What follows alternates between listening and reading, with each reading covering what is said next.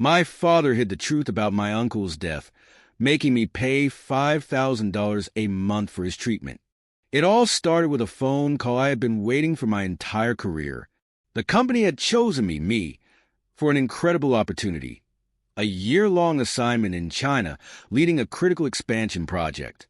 It was the kind of chance that could define a person's professional life, and I couldn't say no. The only catch? Leaving my girlfriend Amy behind in the U.S. for a whole year.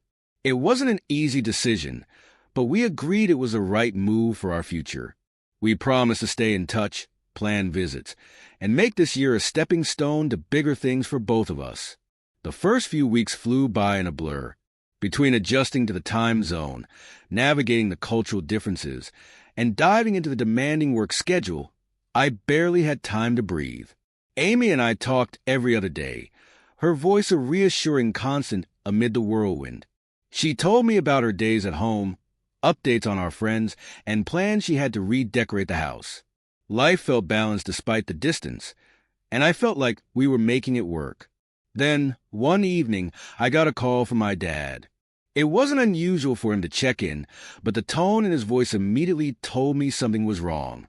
He explained that Uncle Frank, his older brother, had been hospitalized. Throat cancer, he said, and it wasn't looking good. Uncle Frank needed immediate surgery, and the cost was staggering. $50,000. My dad's voice faltered as he explained that the family was scrambling to pull the money together, but were far short. Uncle Frank had always been a kind presence in my life. He'd been the uncle who slipped extra cash into my pocket during college, the one who always cheered the loudest at family gatherings. There was no question in my mind. I wired the $50,000 the next day.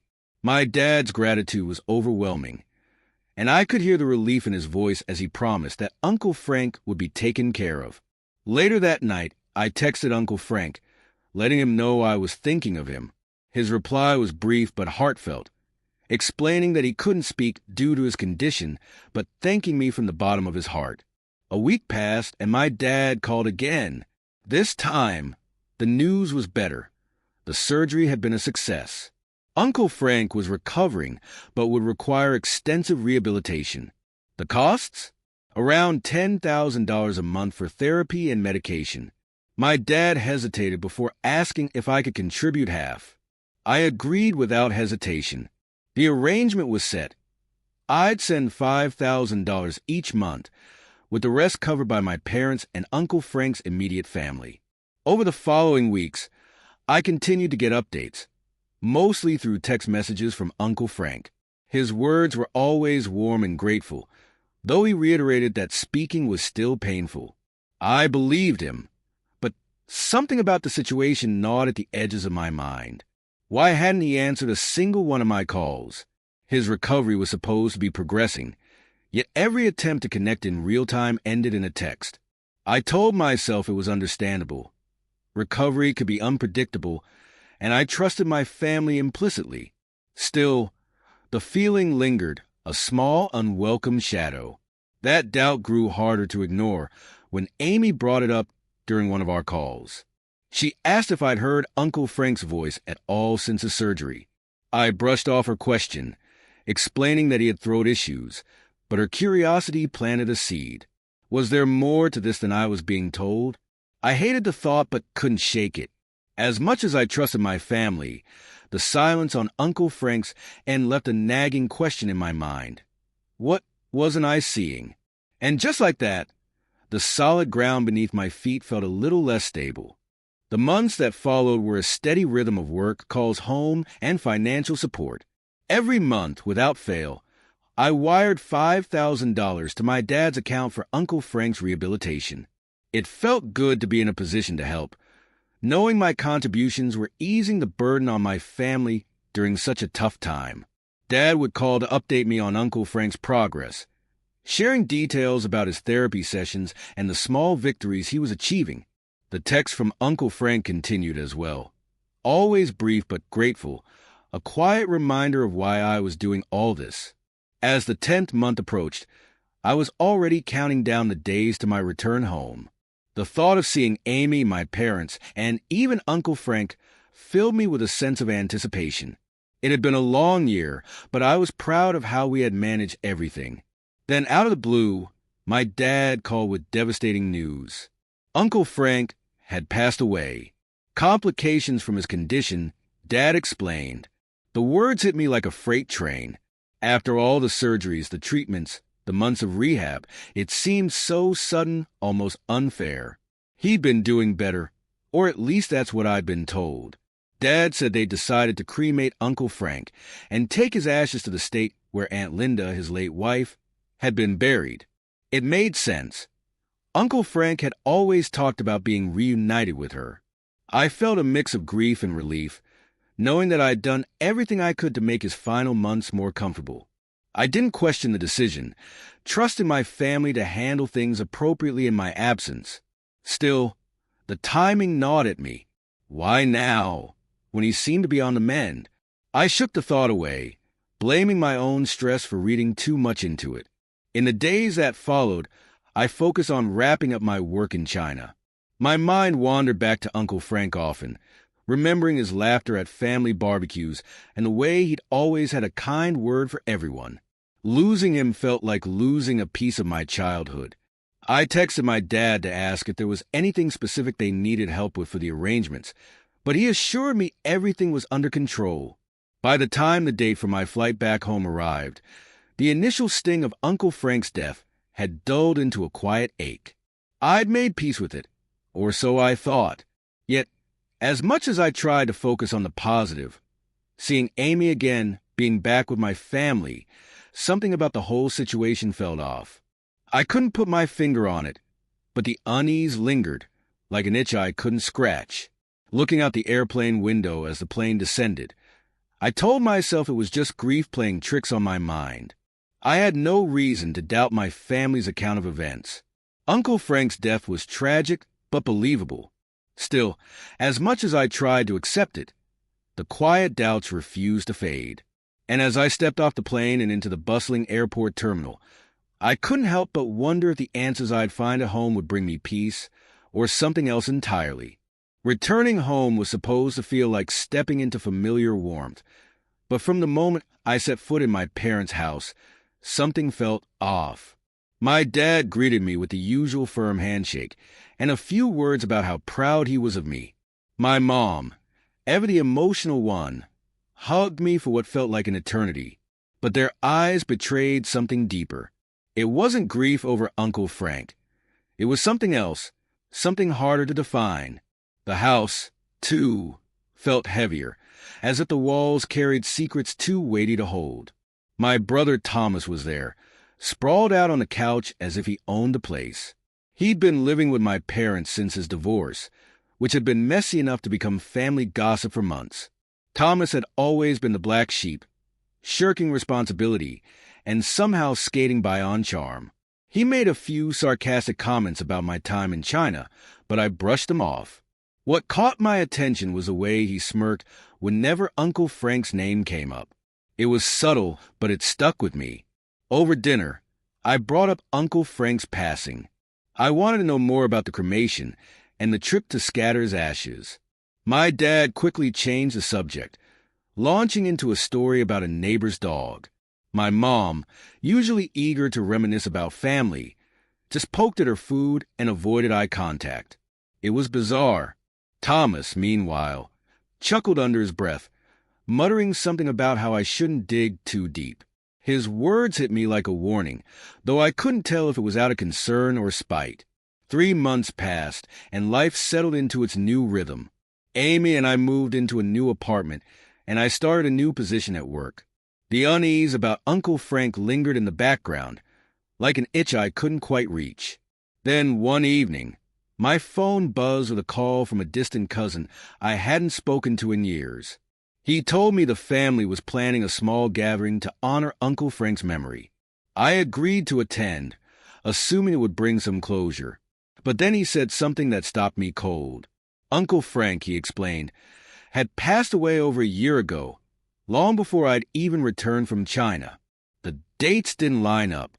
The surgery, the rehab, the texts I'd received, It all felt like it had happened so recently. My cousin's casual comment unraveled everything. That night, I shared the discrepancy with Amy. She listened carefully, her face a mix of concern and disbelief. Piece by piece, we reconstructed the timeline, and a horrifying possibility began to take shape. My dad had been lying. The updates about Uncle Frank's recovery, the texts supposedly from him, even the need for monthly financial support, it had all been a carefully constructed facade. The betrayal felt suffocating. I couldn't understand why my dad, my own family, would manipulate me like this. Amy suggested reaching out to other relatives for clarity, but I hesitated. If this was true, confronting it would mean tearing apart the very fabric of my family. Yet the alternative, living with the gnawing doubt, was unbearable. By the time I went to bed that night, I'd made up my mind. I was going to find out the truth, no matter the cost. I couldn't wait any longer. The weight of the unanswered questions had become unbearable, and I knew the only way to move forward was to confront my dad directly. One evening after dinner, I cornered him in the living room. The usual warmth in his eyes seemed dimmer, and for a moment I hesitated. But I pressed on, recounting the discrepancies I'd pieced together. The dates didn't match, and the text didn't feel authentic.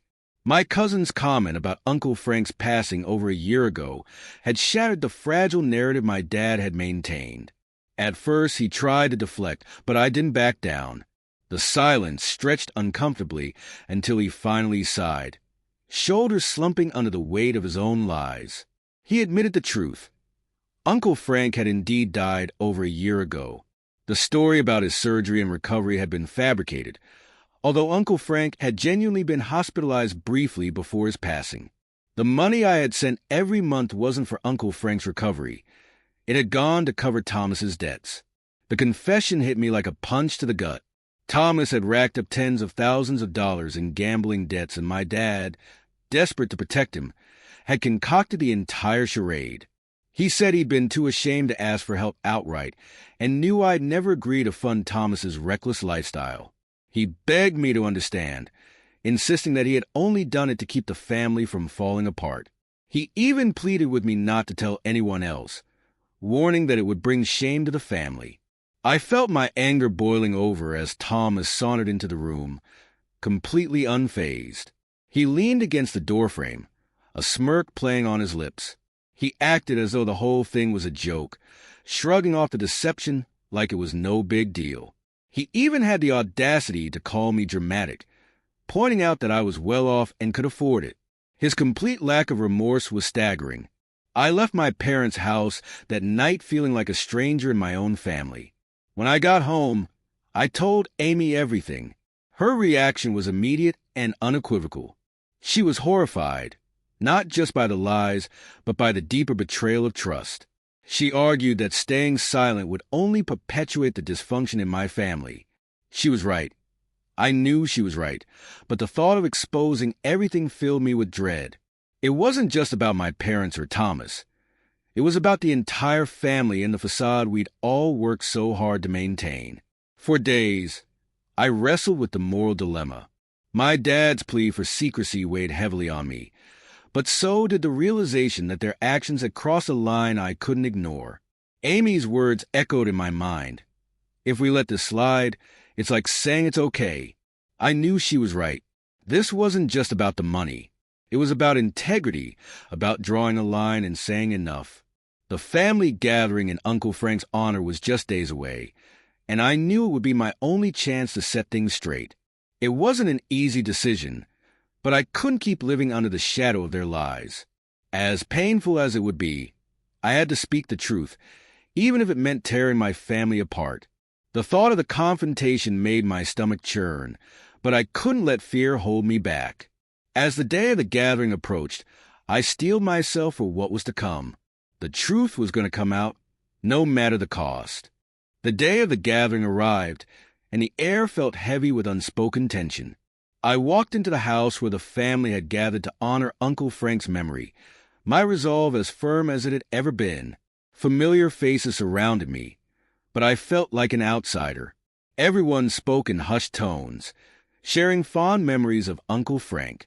I spotted my dad near the kitchen, avoiding my gaze. His body language betrayed his discomfort, and I knew he sensed what was coming.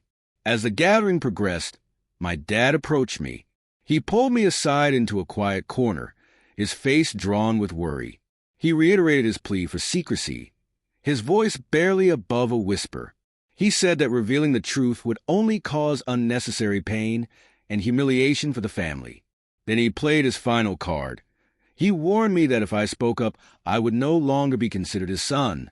The weight of his words hung in the air, but they only solidified my decision. If keeping their secret was the price of staying in this family, I wasn't willing to pay it. When the moment came, I stood in the center of the room, my voice steady despite the storm of emotions inside me. I began by recounting the timeline, pointing out the inconsistencies, and finally laying out the truth. Uncle Frank had passed away over a year ago. The money I had sent every month wasn't for his recovery, but to pay off Thomas's gambling debts. I explained how my dad had fabricated the updates and even sent messages pretending to be Uncle Frank. The room fell silent, the shock and disbelief palpable. My dad tried to interject, but the damage was done. The relatives turned to him, their faces a mixture of betrayal and outrage. Some demanded explanations. Others simply shook their heads in disappointment. My mom, usually the family's peacemaker, sat frozen in her chair, tears streaming down her face. Thomas, true to form, shrugged it off, muttering something about how everyone was overreacting. His nonchalance only fueled the anger in the room. The fallout was swift and unforgiving. Relatives began calling my dad and Thomas out for their actions, accusing them of tarnishing the family's honor. Some insisted they leave the house, unwilling to share the same space with them after such a betrayal. My dad tried to defend himself, but his words fell on deaf ears. The trust he had broken couldn't be mended with excuses. After the gathering, I left with Amy, my heart heavy but my conscience clear. We talked late into the night about what had happened and what it meant for our future. I knew there was no going back.